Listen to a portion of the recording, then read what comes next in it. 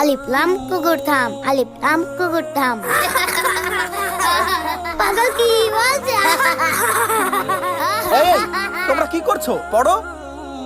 আলিফ বা তা সা। এই আব্দুল আওয়াল পড়া বলো। জি উস্তাদ। আলিফ বা তা সা ডিম। হুজুর এটা ডিম হবে না?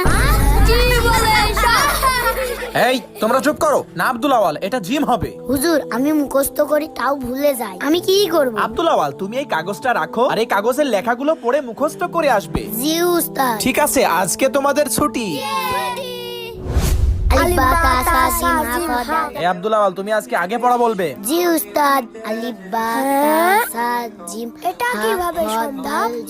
মাশাআল্লাহ আব্দুল আওয়াল অনেক সুন্দর হয়েছে। উস্তাদ কালকে আপনি কি শিখিয়েছেন? আব্দুল আওয়াল আজকে এত সুন্দর পড়া পাচ্ছে। শোনো বাচ্চারা, আমি কালকে আব্দুল আওয়ালকে রব্বি জিদনি ইলমা পড়তে বলেছিলাম, কারণ এগুলো আমাদের নবীর সুন্নাহ।